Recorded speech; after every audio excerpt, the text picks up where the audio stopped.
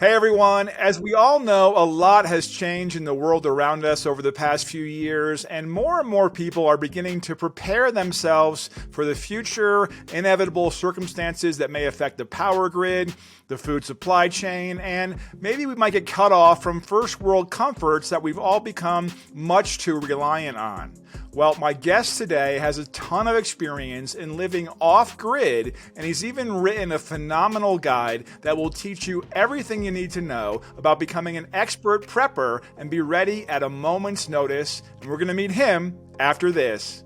MJ Wolf here, and welcome to the Wolf Den.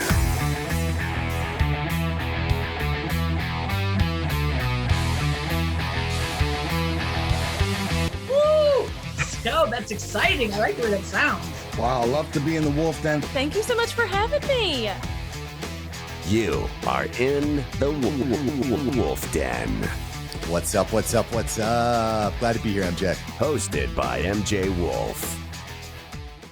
Hey guys, welcome to the Wolf Den. My guest today is an off-grid specialist with over a decade of off-grid experience and with 38 years in the construction industry. He owns a construction company in Las Vegas, and he has the knowledge to build structures that can withstand extreme weather conditions and provide a reliable power and shelter in the event of disasters. He has written a phenomenal guide titled Off-Grid Living Mastery Guide for Preppers that details his expertise and provides practical tips and advice for individuals and communities on how to prepare for natural disasters and emergencies. His name is Jim Whalen. Jim, welcome to the show. You're officially in the Wolf Den. MJ, thank you for having me on the Wolf Den. I really appreciate this.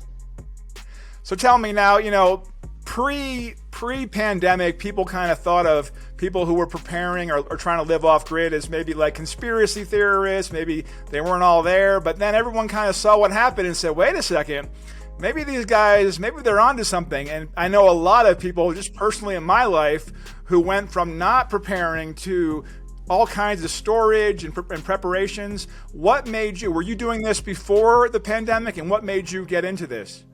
You know what? It really was a run-up to effect. In 2001, 9/11, when the planes hit the World Trade Center, I realized how vulnerable we really were. And then I got thinking, obviously we kind of go into the dark little place and going, what if this is a attack on all fronts? And how will we deal with that? And I realized that I just was not prepared to deal with this at all and protect my wife, my family, and people I care about. So in 2000, we kind of let that go. And then 2008, the economy crashed, and, we were being told, at least on my side, we have shovel-ready jobs by our current president, and things were not moving and nothing was happening. And in the meantime, people have lost everything they have ever worked for their entire life. I mean, their savings, everything, their home, everything. And you start realizing that, things are just changing. So at that point in time, I decided that, I really need to make sure that we are safe and secure moving forward. Okay, now you built a home off grid. You're not in that home right now, correct? We're back and forth. I'm about 50-50. So I'm there about half the time, here about half the time. I have a construction company in Utah, also in Vegas. So I really do split my time back and forth. So it's about half and half. Okay. Now, off-grid, what you've done is a lot more than a van down by the river. And I live in a van down by the river. Right? So tell us what your house actually has in it, your off-grid house. What features, what power, how does it all work? You know what? I started doing a lot of research back in 2012 and trying to figure out this stuff. And back then, they didn't have a lot of kits, which would have really been nice that they have out now. But they didn't have any kits on how to and what makes this and how much power you need and this and that. So I had to turn around and there was some trial and error, some stuff I did that did not work. But we figured it out fairly quickly. And we figured out that bigger is always better when it comes to this stuff. So I did do some research on power inverters, charge controllers, lithium-ion batteries, and wind and solar, the charge of batteries. And once I kind of figured that stuff out, then we started building, and and just there's some other stuff behind that. But our home is central air, central heat, 1,800 square feet, 5 bedrooms, wood burning stove. We have all the amenities as any normal home out there. It's just not part of the system with our own water well and so forth, so on. We're just not part of it. Okay. Now, when it comes to power, what's the primary source of power for you? Wind, solar? Is it a generator? What's the primary source that runs your home? We actually have a combination between the wind and the solar. Generally, the solar panels make up the majority of the power needed to charge the batteries. On the cloudy days, the solar panels still make somewhere around 25% of the power needed.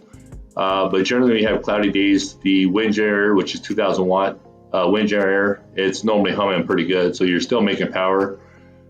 You're not going to run your big 220 dryer on your cloudy days and stuff like that. So you're going to be a little bit more conscious of that. But that's generally what works. And it has alarms on it. It does have a backup generator that auto starts. If it gets too low, the alarms will go off. And it'll start itself and charge itself up and then shut itself back off. So it's a really good system.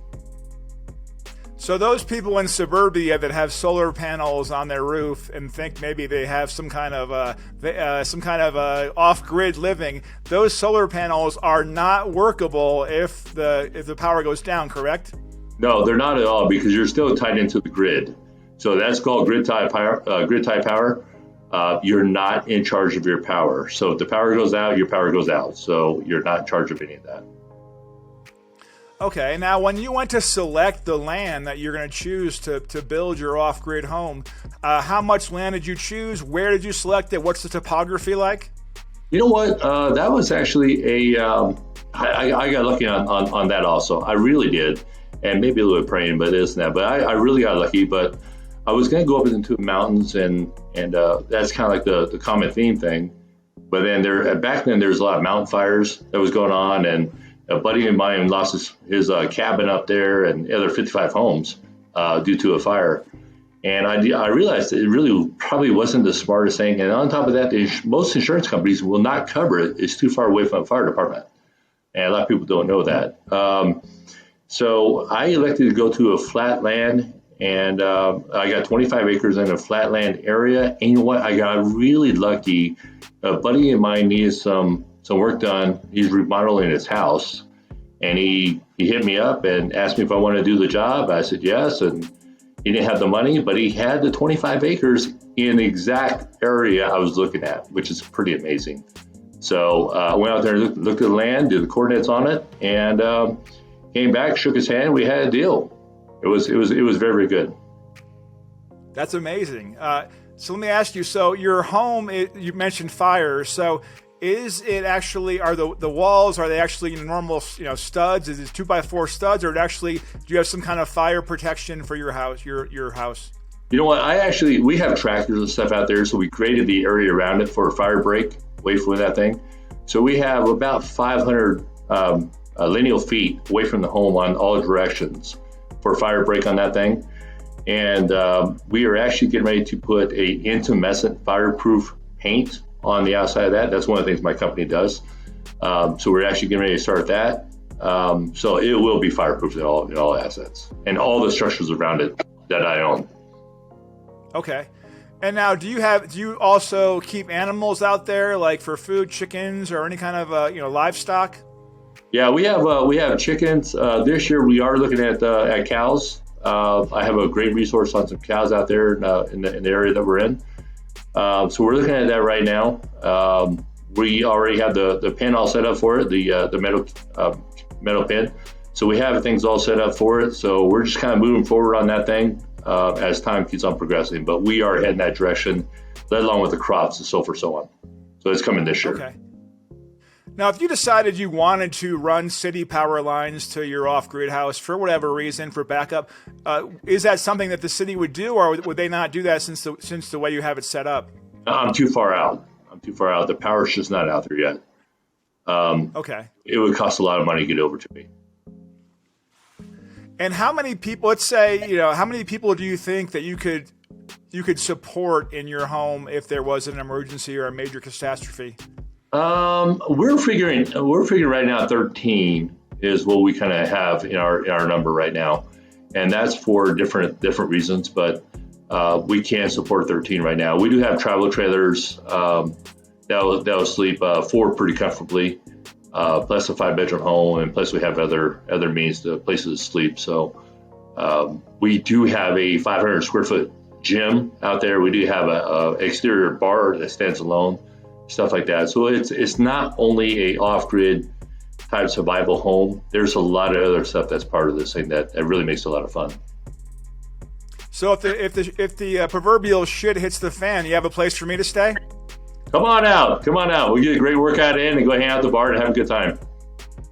I got a saying for you. If the power's failing, call Jim Whalen. Bring cigars. All right, so tell us, before we wrap up and share your links, tell us about the book that you wrote. You know what? So it's right here. You can see it here. Off-Grid Living Guide for Preppers. So it's on Amazon. It's available on Amazon. If you would, please check it out. And hopefully you enjoy it. There's a lot of information on that. There's a lot of research in it. Like I say, there's some stuff that we did that I felt I probably wasted my time and money doing, but we figured the stuff out and moved forward. And I'll tell you what, our place that we have done works fantastic. And on top of that, it doesn't cost me one dime to have it. Okay. And looking back after building this, are there any regrets you have or things you would have done differently? You know, I wish we would have done more research, really. Like I said, there wasn't a whole lot of off-grid kits, power supplies, and this and that available. So there's some stuff that I would have definitely done different. But you know what, the outcome of what we did, I think we did a really good job. People like hanging out up there, people who come out there. We do have a motocross track that runs around it, which is kind of nice. We do have a gun shooting range out there, which is a lot of fun. How about fishing? It's about 10 minutes away. We got three close lakes, so there's fishing out there a whole 9 yards. So it really has everything, and putting course and horseshoes and this and that. So it has all the things. So it's not only the doom and gloom. It's just a great place to go. And that's if I would give anybody any advice on setting up a off-grid home, make it fun. Make it something that everybody wants to come out and do. Everybody enjoys, not the gloom and doom. You know, you want to have a lot of fun with this thing. Awesome.